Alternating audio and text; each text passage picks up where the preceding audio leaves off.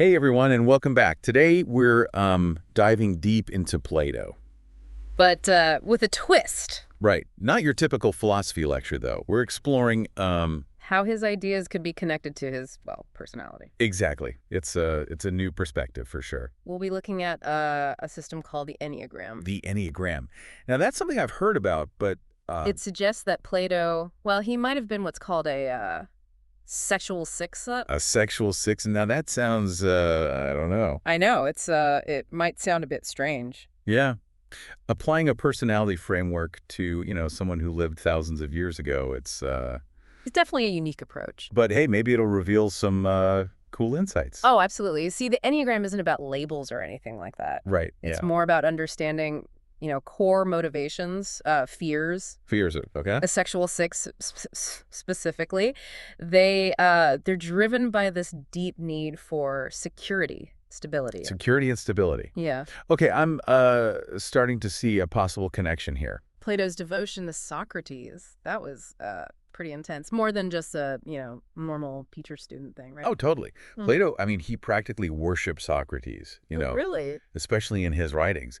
The Apology, the Phaedo, Socrates is this almost superhuman figure. Wow, that's It's like he's trying to keep Socrates alive through his words. like a philosophical monument. Exactly. Preserving that bond, that security it provided, makes you wonder, If Plato ever found that same kind of connection with anyone else. it's a good question.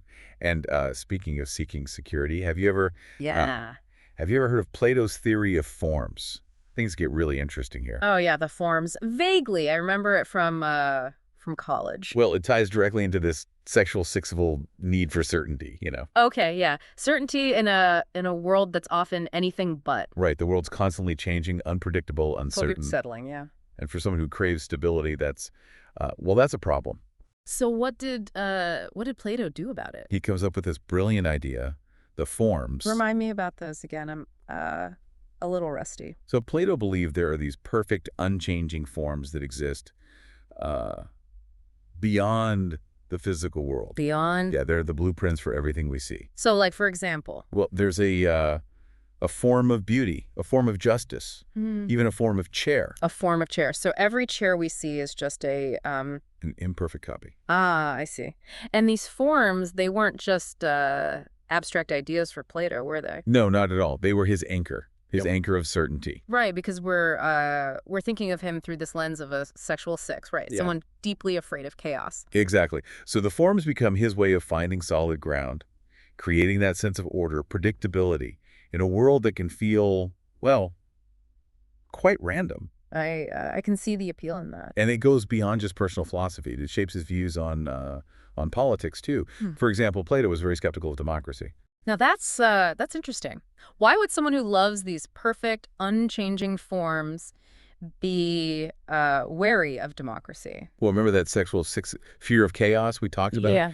He saw democracy as inherently unstable. He was afraid of what he called the mob. The mob. Yeah, being swayed by emotions, making rash decisions. So for him, democracy wasn't about empowering people. It was unleashing chaos. Exactly. His ideal was a society led by a wise and benevolent philosopher king. Someone who Someone who understood the forms, who could guide people toward a more just, harmonious existence. it's like he's projecting that need for a strong, stabilizing figure onto society itself. And this system, he lays it all out in the Republic. The Republic. It's meticulously structured, with those who are most capable at the top, the philosopher kings, of course, Oh. guiding things, controlling things to ensure stability. To prevent chaos. Exactly. Okay, so we've got this picture of Plato as this ultimate idealist, right? Yearning for perfect forms, designing societies ruled by philosopher kings. But our sources mention this intriguing idea of force and beauty. Yes, and that's where we start to see some really fascinating nuances. Nuances. Yeah, Plato wasn't just this head-in-the-clouds thinker. Oh. He was incredibly strong, athletic. Athletic. His nickname was Platon, which means It means broad-shouldered. Broad-shouldered. Yeah, he earned it from wrestling. Plato, the wrestler. It's a reminder that strength and intensity, well, they can come in many forms. So for Plato, it wasn't just physical strength. It was Intellectual force as well, and this deep, deep appreciation for beauty. So are we saying his sexual six-foot personality is not just in his ideas, but in his physical presence, his artistic sense? Precisely. The Enneagram, it helps us understand the motivations, the fears that drive us. And for Plato, that was this desire for security, stability, expressing itself in a bunch of different ways. It's exact. This is already so much more insightful than just a basic overview of, Plato's philosophy. I'm starting to see him as a real person. And we're just getting started. I can't wait to see where this deep dive takes us next. So we've uncovered this link between Plato's sexual six personality and his yearning for stability. Seems to be kind of woven into everything: his philosophy, politics, even his physique. But what about his famous idealism? The whole perfect societies and philosopher king thing. That idealism, that longing for a better world. It's a key piece of the sexual six-foot puzzle. They crave security, meaning, and what better way to find that than by, striving for a perfect, unchanging reality. So it's not just escaping the chaos. It's about creating a world that embodies those ideals. Like he's almost trying to will those forms into existence. Exactly. He's not content with the messy reality we live in. He wants something more, something better, something that reflects those perfect blueprints, those forms. It's a very human impulse, wouldn't you say? Totally. I mean, we all have our own visions of a better world, right? Whether it's, I don't know, Yeah. a just society or a thriving environment or even just like a loving community. But with Plato, it's almost like he's trying to build a utopia, a perfect society modeled after those eternal forms. And that's where the Republic comes in, right? Right. The Republic. It's his grand blueprint for this ideal society, this world governed by reason and wisdom, protected from the chaos, the instability he feared so much. It's almost like he's building a fortress of ideals, a safe haven from the storms of uncertainty. A world where justice and harmony prevail, where wisdom guides every decision. Who wouldn't want to live in a world like that? But is it possible? Right. Can those ideals actually translate into reality? And what happens when they clash with the complexities of human nature? I mean, maybe Plato, with his sexual six lens, underestimated how messy, how unpredictable people can be. But there's also something, I don't know, something kind of inspiring about his belief in this better world, right? This refusal to just settle for the status quo. He's pushing us to imagine a reality where justice and virtue actually win. And that's what's so cool about exploring these philosophical ideas through the Enneagram. It lets us see those motivations, those fears, those very human desires that drive these grand visions.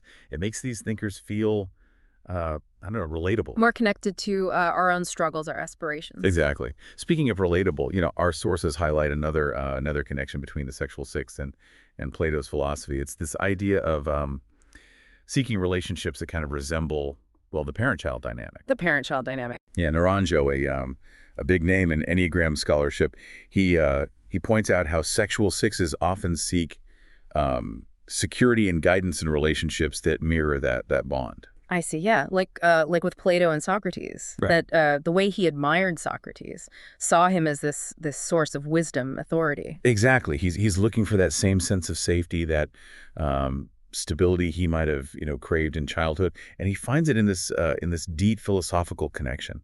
But it's not just personal relationships, right? This pattern, it kind of extends to his political philosophy too. You're thinking of The state as a paternal authority. yes, with the philosopher kings ruling for the good of everyone. It's like he's envisioning the ideal state as this wise and benevolent parent providing guidance, protection. And the citizens, well, they're expected to trust and obey. It's a very top-down approach, very hierarchical, which aligns perfectly with that sexual six-foot need for clear structures, clear authority, this sense of order imposed from above. It's about creating a world where everyone knows their place and feels secure within that structure. But isn't there a a potential downside to that. This desire for a strong paternal authority, could it lead to, I don't know, suppression of individual freedoms? That's a great point, and it highlights how important critical thinking is. Even when we're exploring these connections between personality and philosophy, we can appreciate what the Enneagram offers without blindly accepting every aspect of Plato's worldview. Right. It's about using these tools to deepen our understanding, to see things from different And angles. to engage in thoughtful debate, discussion, Exactly. and this yearning for order and security. Yeah. It's not inherently a bad thing. It can be a force for good. If you can drive people to create systems, structures that protect the vulnerable, promote justice, foster a sense of stability, belonging. It's about channeling that energy in a positive direction. Right. Using that desire for security and stability to build a better world for everyone.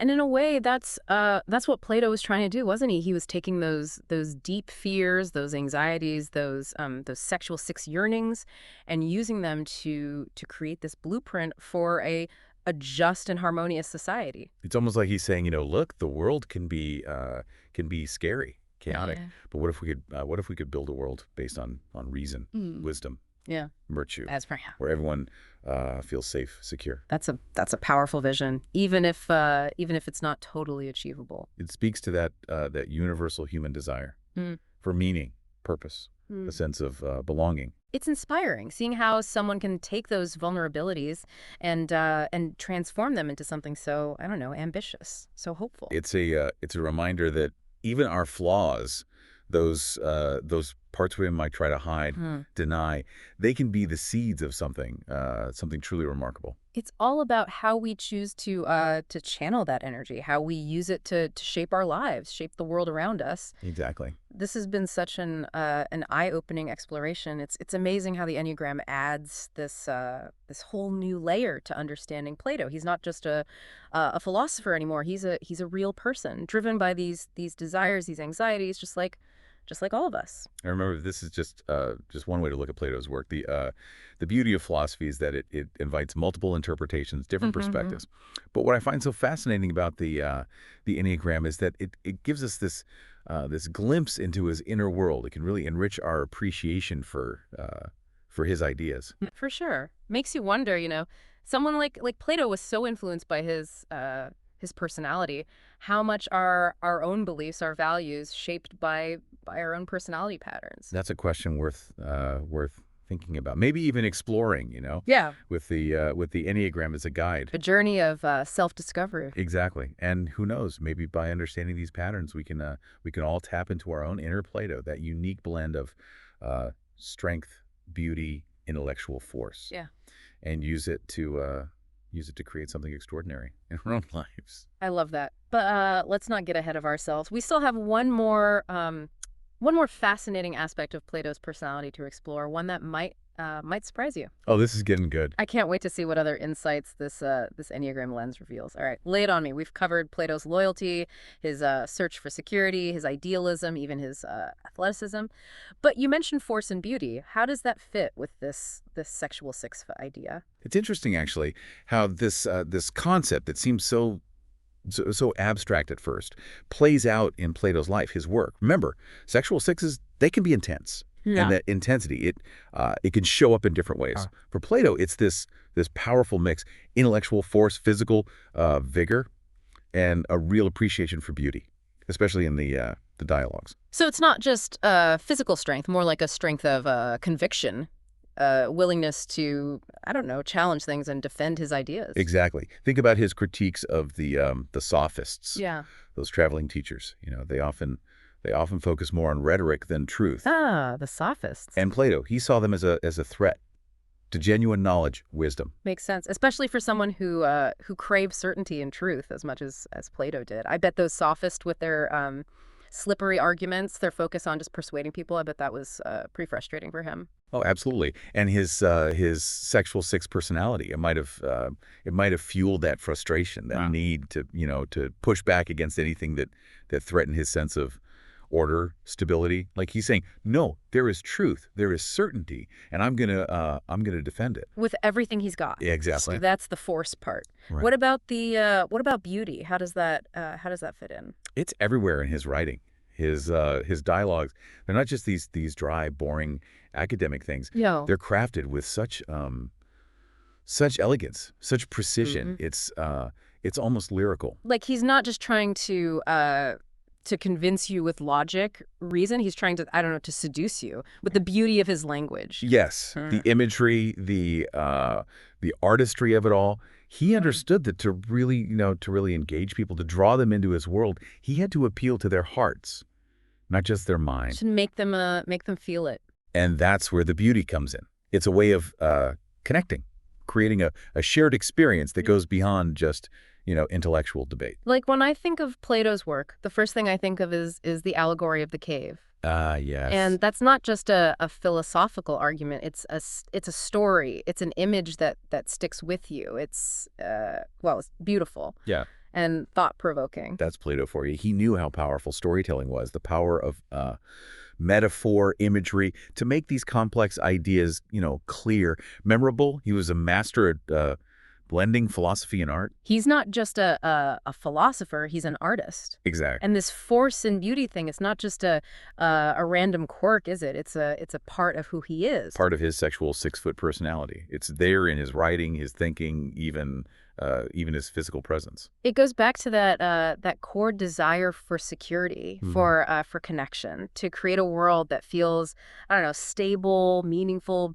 beautiful. And he's using everything he has, his intellect, his physique, his artistry, to build a world that reflects those forms, those ideals he craved. This has been wow. This has been mind blowing. I feel like I really understand Plato in a whole new way. And this is just, one way of looking at it. The great thing about philosophy is it invites different interpretations, different Yes. perspectives. But the Enneagram, it gives us this glimpse into his inner world. It can really deepen our appreciation for his ideas. Totally. And it makes you wonder, right? If someone like Plato is so influenced by his personality, how much are our own beliefs, our values shaped by our own personalities? It's a question worth pondering, maybe even exploring a bit. Yeah, maybe with the Enneagram as a guide. It's a journey of self-discovery. And who knows, maybe by understanding these patterns, we can all tap into our own inner Plato, so to speak, that blend of strength, beauty, intellectual force, and use it to create something amazing in our own lives. I love that. Until next time, keep seeking, keep questioning, and keep diving deep.